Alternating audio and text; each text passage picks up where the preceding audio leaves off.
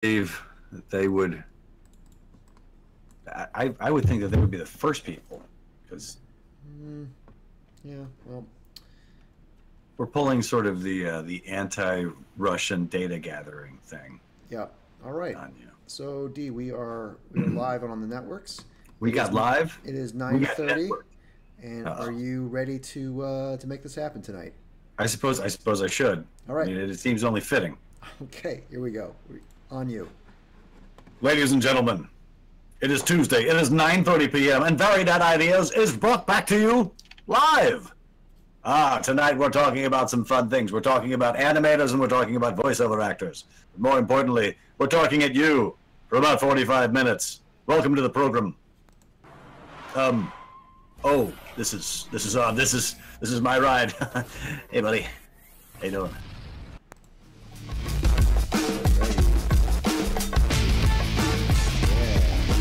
Yeah, that's right.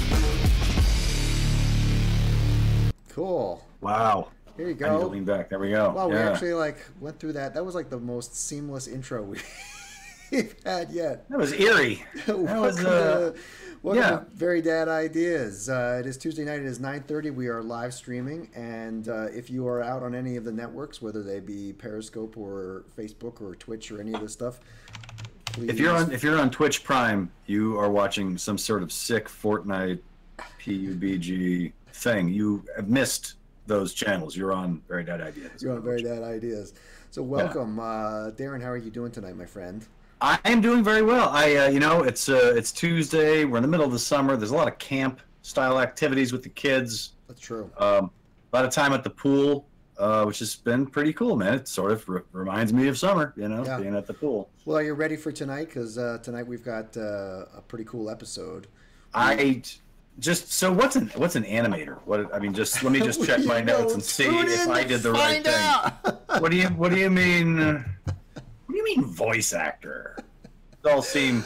I had a really good friend of mine. He was an animator, and he was like, animator is almost the worst thing you can come home and tell your parents that you want to be. He's like, the worst thing you can tell your parents you want to be is an actor. And the second worst thing you can tell your parents is to be an animator. Yeah. they sit sort of side by side, and they like, what the hell kind of job is that?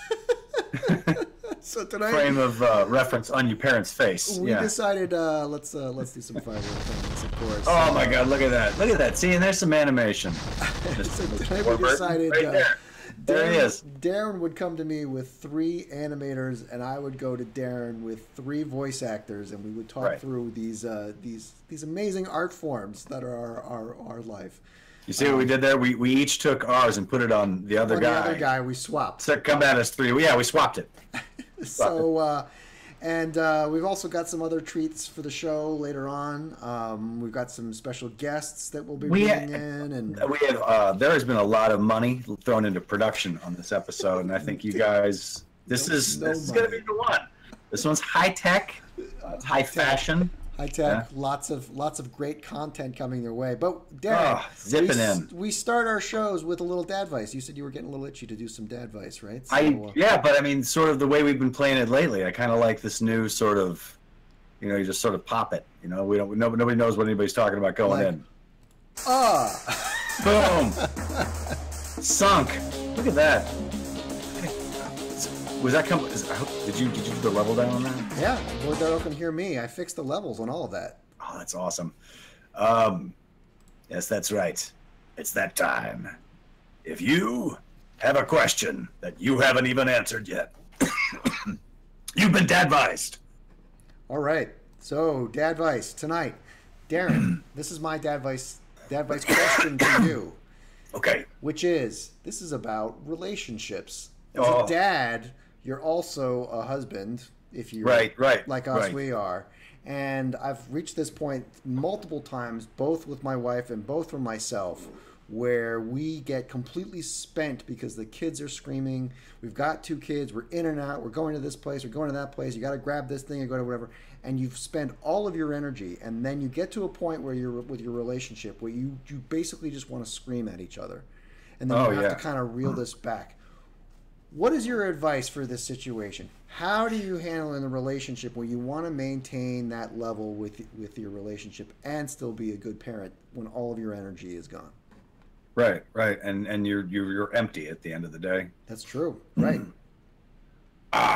Yeah, dude. I feel like these are the things. These are the days and the weeks that make you old, because you don't get any rest. Yeah. And you don't get to do anything that you want to do. Yeah. And I feel like you just sort of do that, which is not bitching. It's just truth. Yeah. Like I'm not saying in goddamn it or goddamn these kids. Do you feel that you like have to have that conversation with your wife regularly? Like this is only a period of time. This is just something we're struggling through. Like, yeah. Yeah. I mean, we don't call it a huddle, but that's sort of what we do. Yeah. Yeah. You know, like this shit is hard. This shit is hard. That's why we've invented all kinds of other things to do, like work ourselves to death. Yeah, exactly. Well, I mean, I think for me, what I've been trying to do is you come to this point, you realize that you're both snappy. Yeah. You both have to just say, I'm snappy right now, and just admit it and fess up and just try to like let it be. That is sort of hard to do too. Like I am not. It's hard to actually just dive in and admit something that you did. Is you're like I'm just being a dick. Like I'm being a dick right now. Yeah, but both of you are cranky. probably that way, right? Right? I mean, she's probably like that, and then you're probably like that, and you. Yeah. And we do exactly what you said. We own it, and it's not like you can. I mean, it sort of takes a little bit out of it just to say you are. I think. Yeah. But ultimately, there is still just the day to day of it, man, and you're just grinding all the time.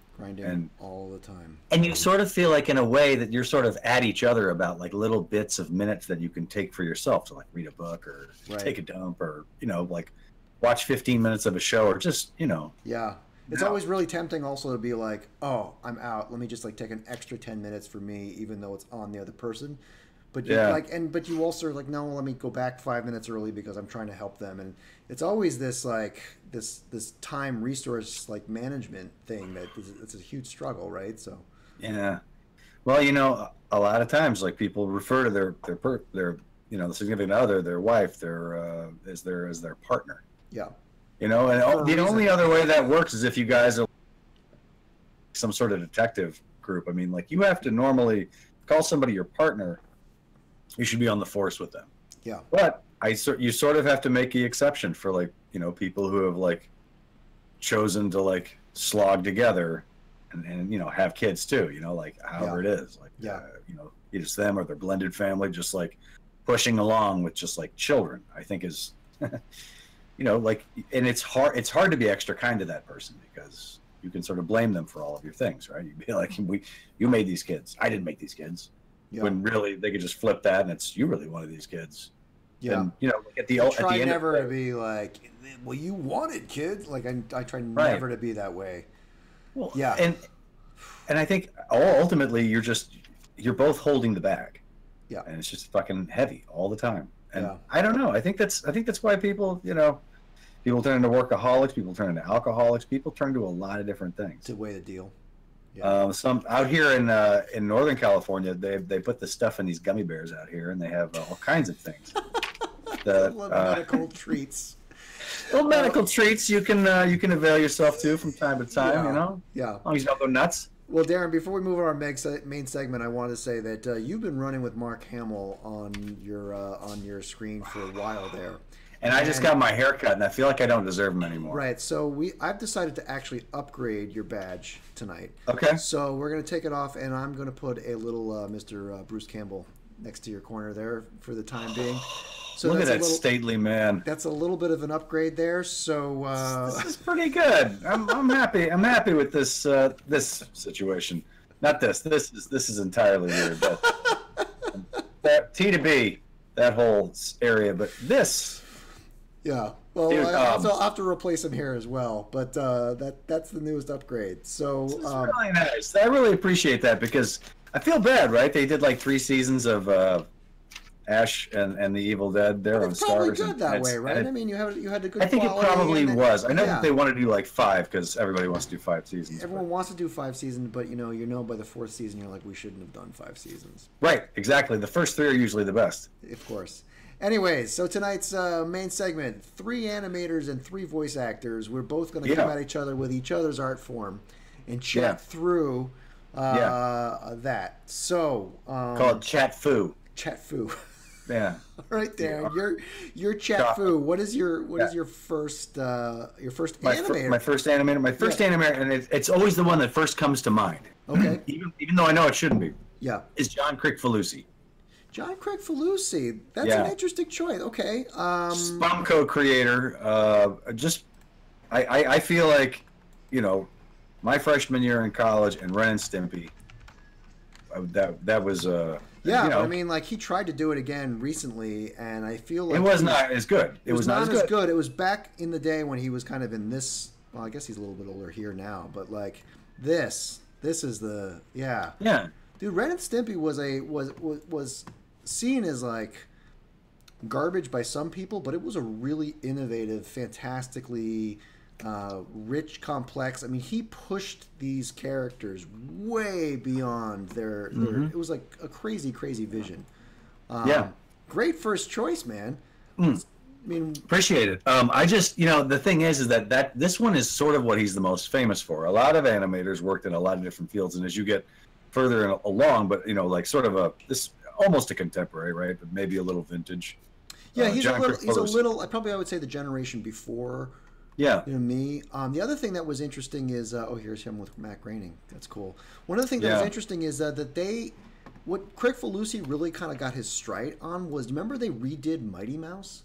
Yeah. And they tried. I loved that cartoon. I remember the theme song. It was crazy. It was out there. Oh my God! It was so fucking rad. That was a great cartoon. It was really like he got his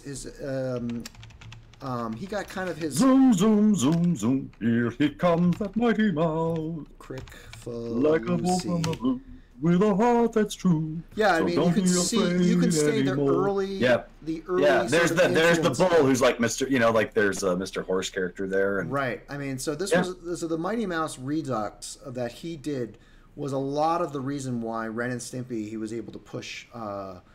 So great stuff, man. Really, really strong. I had really forgotten that he had done Mighty Mouse too, but I loved that cartoon growing up. Yeah, you got like a half an hour of it every.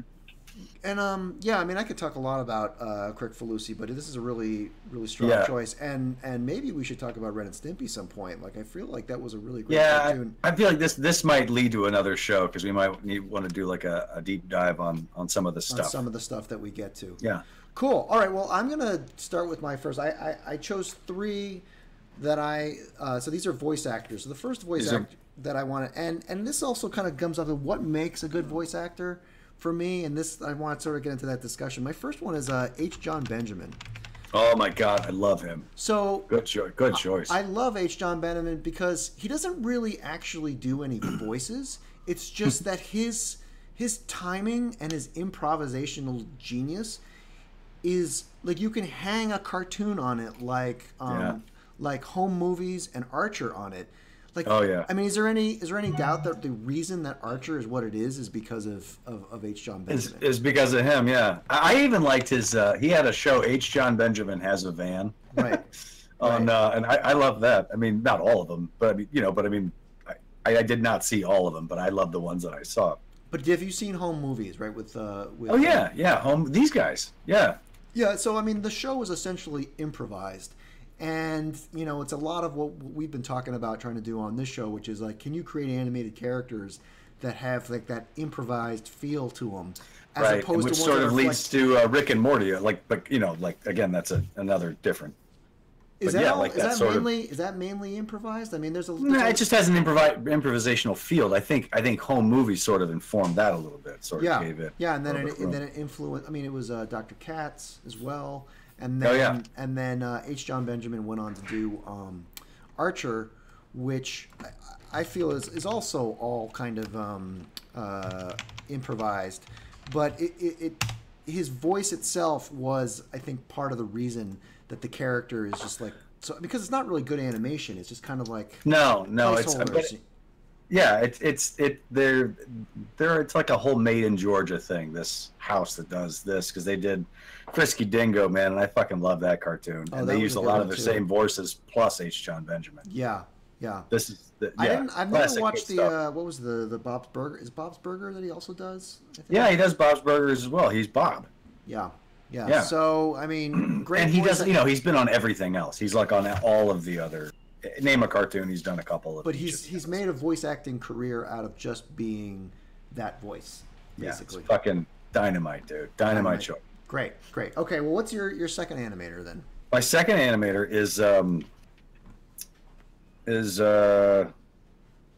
let's see, because I've got two here. Which one do I want? Let's do. God damn it! Let's do Max Fleischer. We'll do Max Fleischer because I'm gonna finish up. Yeah. Damn, Aaron, good choice. Max Fleischer, the inventor of the rotoscope. Yes. The rotoscope. I mean, if you need any other reason for the rotoscope to exist other than in the original Star Wars movies, they used rotoscoping to make those lightsabers look the way they do. Yeah, it's a frame by frame tracing. Now you got to also keep in mind that this was like way in the early days of animation. Like Disney still hadn't figured it out. There were Looney Tunes weren't there. And Fleischer, he had it patented. He had it patented until 34, and then 3 years later, Walt Disney comes out with Snow White and the Seven Dwarfs. I mean, right, which he basically once that patent got up, he just like everybody jumped on Fleischmann's rotoscope. Right, and then Bakshi did it and things like that. But Bakshi did it. He did it with the Yellow Submarine show and in Wizards. Man, I fucking loved Wizards. Yeah, the first part of the Lord of the Rings. That guy is like a crazy person. But the thing about the Superman cartoon that I really loved a lot, that he really took a lot of that kind of like stylistically, like look at the bad guys and look at the switches and the reflective textures and stuff like that. I mean, this was a really innovative. Iconic golden era. Yeah, it was great, and it really helped inform. I mean, of course, Disney stole all the thunder and he took over the industry, but Max Fleischer was well on the way of being the guy that really established. And then, of course, there was Betty Boop, which is. His other big franchise. and Popeye. Popeye and Betty Boop. Did he do Popeye? Interesting. I thought Popeye went into maybe did he sell it to MGM? Maybe he did. I think at some point he did, but I think he originally started off with him. Yeah. And I also don't think it was originally spinach. I think there was some other in the early Popeye comics that he did something other than spinach. Maybe it was just like, uppers. I'm not sure if Fleischer did. I'm not sure. Well, he's credited as doing some. Oh yeah, maybe he took maybe it was a comic. It could have been a comic that he took, and because I think Popeye was a strip. I'd have to double check on this and look it up, but this is a great choice as far as an animator. Also, the thing about in the early days about animator, it's a business, right? And the guy had a great sense for the business of animation, and that was like part of what made it really really cool. Okay, great choice, man. Max Fleischer, love it. Well, I mean, and he did. I mean, like just that ability, like, and the amount of stuff that came after his patent became, anybody could use it. Yeah, it was just it's so funny, the whole patent system working that way. But and how it keeps getting longer and longer, the whole trademark and patent, because Disney wants to keep holding on to Mickey Mouse. Like the Disney legal team is like pushing. How long can we hold on to these things? Okay, great. So my next voice actor, Darren, I had to put him on is Mel Blanc. Because I feel like he's probably one of the most iconic and best voiced actors. I can't imagine the Looney Tunes without him, right? I mean, is there really anybody else who is more ingrained into characters? I mean, I don't want to, I don't want to harp on anything like that, but his take on those voices was, of course, economical for the studio that was hiring, but it was necessary. I mean, when he died and all of those voices became other people's jobs, like, I don't know, I sort of was just like, I was more of a purist, and I sort of backed off the whole thing. Because once, I mean, do you like any of these characters? Can you like? I mean, even Captain Caveman and like. Oh yeah, yeah. Yeah, Speedy Gonzalez, and I mean it's like the guy Tweety and like Barney. I mean, come on, Barney Rubble. Oh, and fucking was it the car? The I mean, he did an awful lot of that. And so here's an interesting tidbit about Mel Blanc, is that he was I don't know if he allergic or he hated carrots. So he would take the carrot and go, and then they would cut, and he would spit it into a bucket, and then they would like go again, and he would go, "What's up, Doc?" So, holy shit! One of the most iconic, lines. They all voice acted. They had to splice it because he hated carrots. Fucking funny. Also, I mean, if you read a lot of the great directors of the time, which is Chuck Jones or Robert McKinson or any of the guys who did the Looney Tunes back in the day, they all said that he was basically the creative, like the center of the hurricane. You know, they would board ideas and this and that, and it wasn't until they got this guy in the booth that really the whole thing would kind of like gel, and they could pull the animatic together and they could work on it. And that's really, I think, the definition of a great voice actor in terms of animation, which is that this guy that adds so much to the character that the jokes make sense, that the characters make sense. It's crucial. So I had to put him on the list. So that's why he's in my. Yeah, man. No, I think absolutely an incredibly strong choice. Yeah. All right. So what's your? I guess your third animator. My third is Chuck Jones. Oh, yeah. Which is. I mean, that's you can't really. I mean, and it's just really just Google, because I know we probably can't even get away with doing this, but we should try. Just Google rabbit seasoning pronoun problem for YouTube. Sorry, not Oh, okay. I mean, it's probably some of the funniest 2 minutes of any. Yeah. Yeah, I mean, it's fucking classic, fucking hysterical. I'm gonna have to watch an ad. So let's go on this for a sec. Yeah, Chuck Jones is arguably one of the best Looney Tune. I mean, his technical chops and his ability and his timing was amazing. I think really with this guy, an error occurred. Let me see if I can find another pronoun problem. His stuff with Daffy. Yeah, I think I'm just not going to be able to get it. The stuff that he did with Daffy was amazing because the stuff with that whole thing is just all about trick. I mean, it's just fucking genius. And then you've got Daffy was kind of like this crazy woohoo. But when Chuck Jones got a hold of him, he turned him into he gave him a little bit of menace. Yeah, he gave him a lot more menace and turned him into a real good foil for Bugs. Well, it's just a classic scene because he gets Elmer Fudd to shoot Daffy like 3 or 4 times and blows his beak all over his face. It's hysterical. Around. And then you've got, he did One Froggy Evening, the Michigan J. Frog. One Froggy Evening. Whole thing. The other one is Duck Dodgers in the 24th and a half century. Holy shit, dude! Duck Dodgers, and then did he also do the Kill the Wabbit? Did he do the? Yeah. I mean, all that shit. It's just. And the thing that's Maurice Noble was his background. He developed fantastic backgrounds. He had great posing. He had great storytelling, and also all the other directors realized that Chuck Jones was the best to drop an anvil. Like if something went up in the air in the Wile E. Coyote cartoons, that thing's about to come down, but there's only the perfect timing to have it drop at the right point. That's the most funny.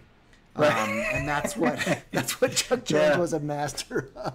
Yeah, he really was. I mean, and Duck Dodgers is a total fucking classic. They've tried to make a they've made 8 or 9 Duck Dodgers cartoons since then, trying to make that again, and they can't do it. No way.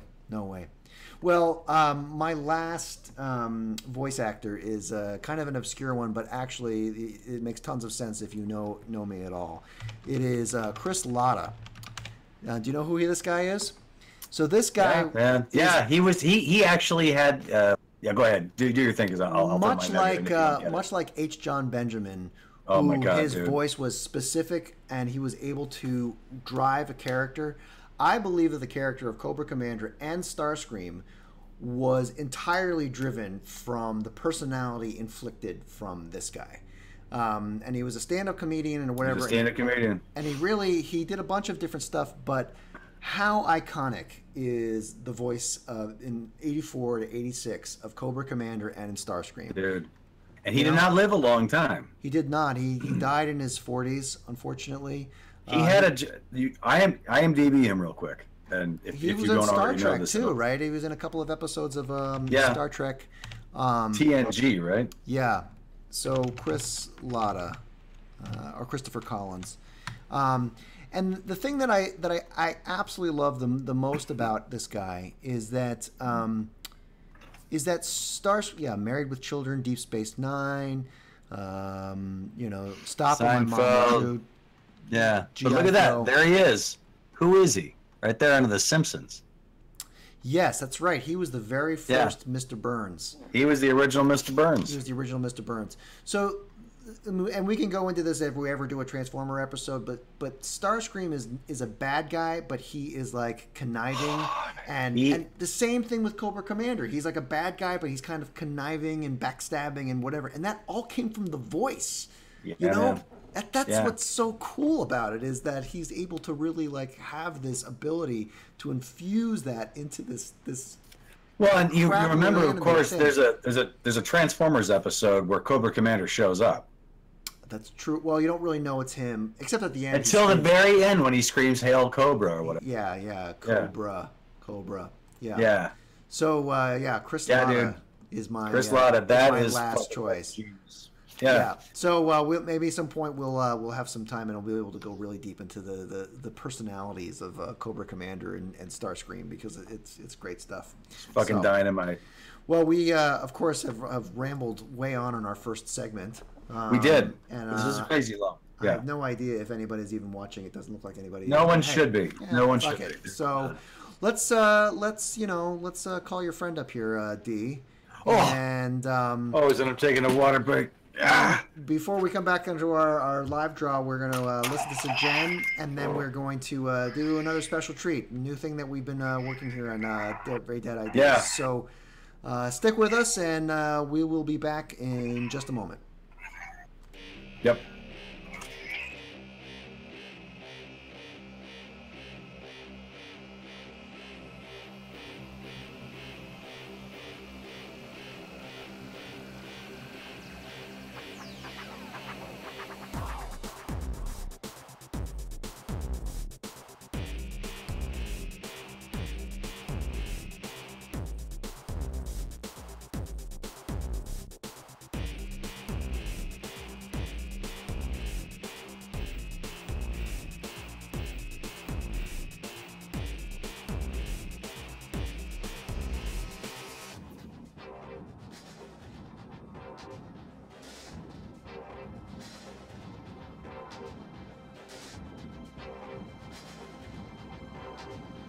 Back, because we did almost half an hour on that first segment there. Yeah, we did.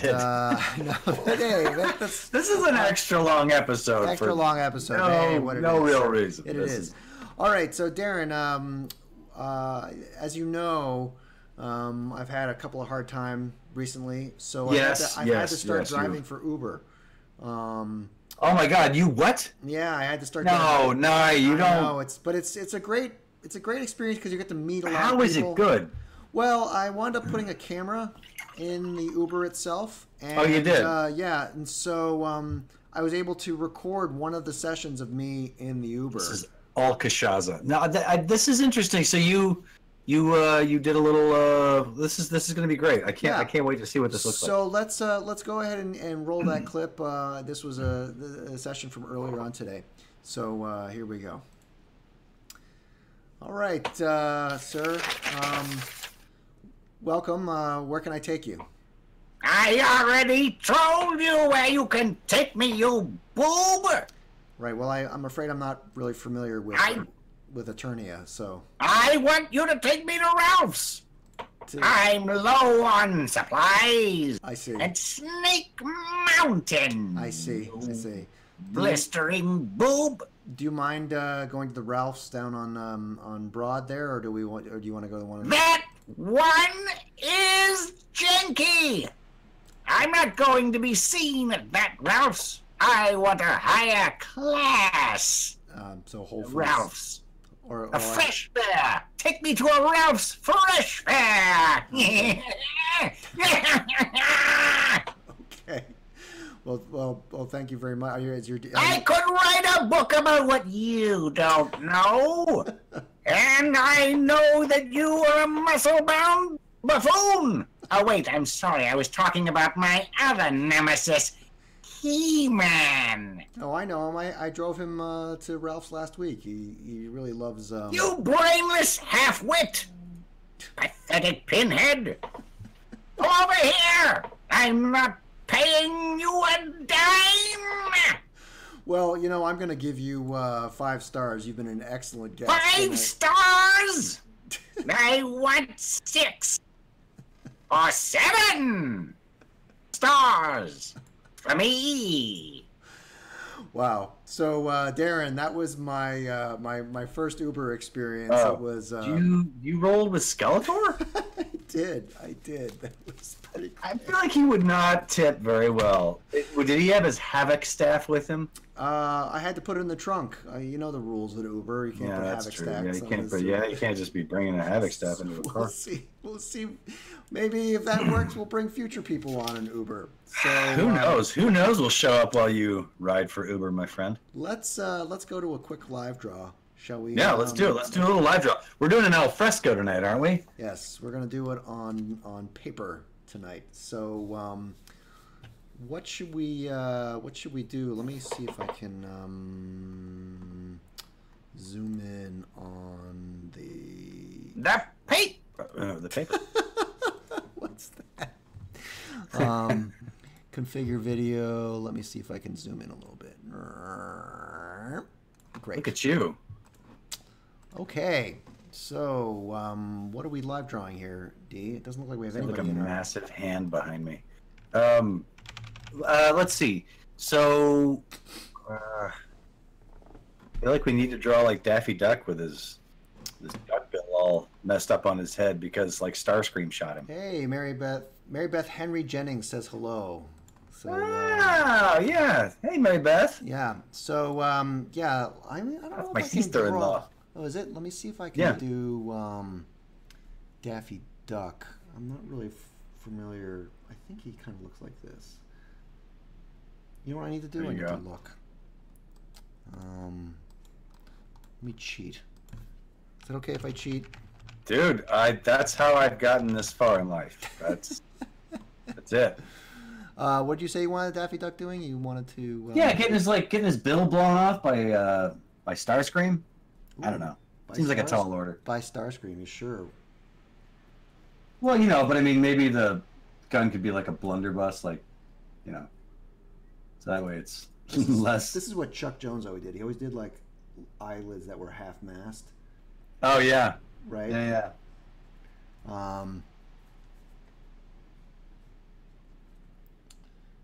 Yeah. And Chuck Jones always made him like kind of like fuzzy too. Right? Yeah. You're nailing this. Something like that. And then he kind of did. Yeah, I mean, I've watched a lot of Looney Tunes. Well, it used to be that was a guarantee that you could find some channel that would have some Looney Tunes cartoons on it. It was a good bet coming home from school. Yeah. Or at least there'd be a half hour or something on the weekend. Right. And then you said Starscream blowing him up, right? Oh, the thing that you got to remember is that not everybody thinks of the Starscream that I think of. Everyone, they think that new crap. Oh God, they think of the Bayformer. Well, yeah. I think that's what's sort of interesting about that Bumblebee movie. And I know it's Michael Bay, but the clip clearly had a plane that looks like Starscream transforming the way Starscream. Oh, I guarantee you Starscream is in that movie, right? I mean, I would go see that movie just for Takara Tomi's transformations of the bots. That's what I would go for. Not for this like thing when they just sort of turn into little metal shreds and I don't know. Right. Well, could I bitch more about Michael Bay? How much? If I actually looked at how much time I've spent of my life bitching about Michael Bay and his films. Well, feel free to keep bitching. I mean, it's part. But don't you think is that a year of my life? What is that? Because I feel like I've talked about it an awful lot. I mean, it adds up. I feel like I've been helping you. It's like 10 years of Michael Bay films. I mean, I feel like they're dead now, right? I mean, after this Bumblebee, they're going away because it'll probably be good. Well, what if Bumblebee does good? Then what are they going to make next? Like Ironhide movie or like? I mean, what is the next thing that? It's a good maneuver because doesn't Bumblebee? He doesn't really have. They can just do pop culture things through him, so that way they don't need to pay a voice actor. Do they? Yeah. Do they even need to pay a voice actor? No. There is. Oh wait. Can't do Skeletor for Starscream. They both start with an S. That's how they're similar, but that is it. Right. Yeah. Oh, yeah. That is. And the other aerial bots, right? The other Decepticon flyers, the other two are just kind of dummies. Yeah, I mean, come on, Darren. We need to do a Transformers episode at some point. Just a full-on Transformers episode. Go in and then we do my 5 best Transformers versus your 5 best Transformers, but we can't choose. I feel like Optimus Prime or Megatron. I feel like I could talk an hour about Starscream. I think I have to talk an hour about Starscream because. Okay. I think we should do a deep dive on the Transformers themselves. Yeah. So G1. Have a G1 off, and we'll do old school on the cards, the tech specs on the back. Right. You pick your 5 best, I'll pick my 5 best, and we'll sort of we'll have a great bracket. We'll have brackets. Well. Brackets tested very well on our shows before. That way we'll have a bracket. I don't know how good my Starscream was, but my Daffy Duck. I like how Daffy Duck really can't be phased by maybe you should just make Starscream. So no, it's fine. I think it's good. Doesn't his bill spin around or something? Yeah, it would probably spin around. Yeah, he would spin to the back of his head. He's like, you're despicable. It's like that. Impeccable. All right, cool. That was our live draw. We went old school, and we did that a little bit shorter tonight, but we spent a lot talking about. Yeah, we went on. We had a lot to say about animators and voice actors. So, I mean, what do you think Shockwave's favorite animator is? Do you think we should ask him? I feel like. What are we gonna do? There's some more animators that are worth talking about, so maybe we should. Oh, there are. Yeah, I mean, I can't believe animation-wise I didn't mention Matt Groening or Mike Judge. Well, maybe we should ask Trey Parker. Or... Wait. Maybe we should ask Shockwave what he thinks of animators. Do you think animators Yeah, I know that. I think Shockwave is probably a good bet for that. Good person to talk to. Okay, so Shockwave, welcome back to the program. Thank you. Listen, I don't have a lot of time. Megatron is going to be calling me soon about a great many things that we have to talk about. I'm glad you called, though. I wanted to speak to you about favorite other animators not earlier mentioned. Yes, great. Well, what would be an animator that we've not yet managed, or a voice actor for that matter, that might be worth chatting about on this program? Well, I don't know how we can't mention Matt Groening. Yes, for one thing. Of course. Yeah, absolutely. I feel that Frizz Frayling is as much as Chuck Jones is in some instances. Another great Looney Tune director, for sure. An amazing Looney Tune director. Yes. Craig McCracken and his puffy power girl, those Powerpuff Girls. The Powerpuff Girls in the 90s, yes, for sure. Yeah. Craig McCracken, but also Gendy Tartakovsky, who did Dexter's Laboratory and then went on to do Samurai Jack and all Dexter's and Samurai Jack. Who can forget them? Certainly not me, and certainly not Megatron. Yeah. Well, great, Shockwave. Thank you for contributing to our show tonight. It was nice to have you back. And, it's all good in the hood, my man. Okay.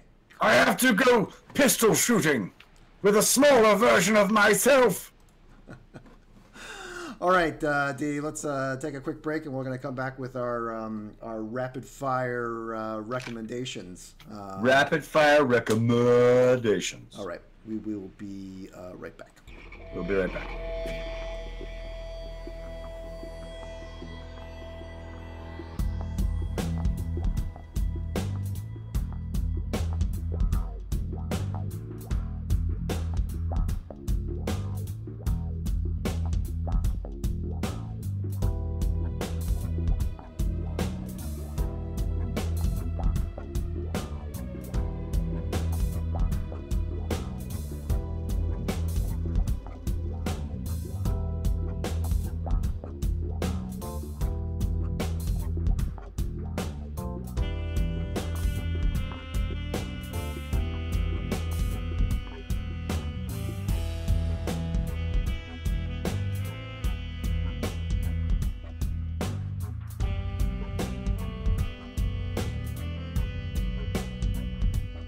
do it. I mean, if not, we can always do, Trump thing or whatever. I just had one I was going to write. Yeah. Okay, well, welcome back. Just so you know, everything that you hear on this show is done by the very lovely Jen Remington. Remington at heydog.com. Heydog. She can actually afford the .com. Right. I have a .net. Heydog with 2 G's, DOGG.com, HEYDOGG.com. You go and visit her music. Our live drop can be found on our Instagram account. And real quick, while we're doing this, Very Dad Ideas is made with a variety of Adobe products. We use OBS Studio to stream to Restream.io to hit the networks. We use Voice Meter Banana, and Darren and I use Discord to chat. We can find us at Very Dad Ideas at Facebook, at YouTube, at Periscope, Twitch, and you can also find our archive on YouTube and at Buzzsprout, which is all the podcasts, verydadideas.buzzsprout.com. We have a fan in Sweden who has listened to every single one of our podcasts. So thank you very much for listening, Swedish fan. Here's a shout out to you and the 17 other people who are listening to our podcast. that is, I didn't think they were. I mean, that's a lot of people. So you guys. So updated on the episodes are all on verydadideas.com. The guy over there is Darren Jennings. You can find, or over there is Darren Jennings. You can find him at darrenjennings.net. I can find me at nywarburn.com, and our music is at heydog.com. All right, D. We're gonna do some recommendations. Some recommendations. I remember what mine is, so I'm good. Great. Why'd you do it? It's on. It's just finally. I guess I've been paying attention to it for a while, but it finally dropped. It's like the first 5 episodes of Mobile Armored Strike Command. Right, Mask. Yes. It's a graphic novel that you can. I just looked on Amazon Prime. It's available, and it takes Mask and merges it with the Transformers technology. Oh, sort of interesting. Explains the vehicles as parts of Transformers. What's it called? The Mask. I think it's down there, right in. Yeah, there you go. IDW, Mobile Armored Strike Command. Yeah, IDW Publishing, right there. Oh, is this guy? That's it. It looks. I don't know. I'm pretty stoked to read it. I mean, the variant covers are good looking. I mean, yeah, I know a lot about this. The show and everything's really cool to see. Yeah, this is. Yeah, these were like sort of like this was like. Yeah, man, and the fucking IROC with the gull wing doors. Come on. Great. Well, so this will be a 2-part recommendation when it shows up. You can tell us what you think about it. Cool, great, man. That's great. My recommendation is a. People ask me how do I get started in game development. Right on. And what I've kind of this is this game engine called Construct. And it is you can get this at construct.net, and it's in the version 3. And the Skeletor and Shockwave stuff we're doing, we're using it to create little trigger commands that we're being to route. So if you don't know how to program, which for the most part I don't really, I understand programming techniques, you can do kind of like drag and drop. So basically, if bullet is a collision with enemy, then play explosion, etc. So it gives you a very linear way to reimagine, as they say, the programming. And it's a 2D engine, so it works very, very fast. So it's the fastest way to asset flip, baby. You got to keep making those coins. That's right. So I recommend anybody who's interested in doing some, very simple game development, wants to kind of get their feet wet. Take a look at Construct. I think it's a great engine for anybody who wants to get into the thing. So that is my recommendation. Very good. Very good. Strong. That's good stuff. So we've decided to omit our Trump material for tonight, just to allow ourselves to be depressed. And man, I was starting to just kind of like level out a little bit, and we had some Trump stuff, but we'll probably do it. We'll table it next week, and we'll see what happens in the future. Let's see what happens. So that's our episode. Thank you very much for joining us. We do this every Tuesday night at 9:30. 9:30. Please come join us live on many of the networks. Listen to the podcast, subscribe and like, and join us and chat. And we will be back here next week, same dad channel, same dad time. That is exactly right. Same dad time, so thanks very much. We'll see you soon. And we'll see you.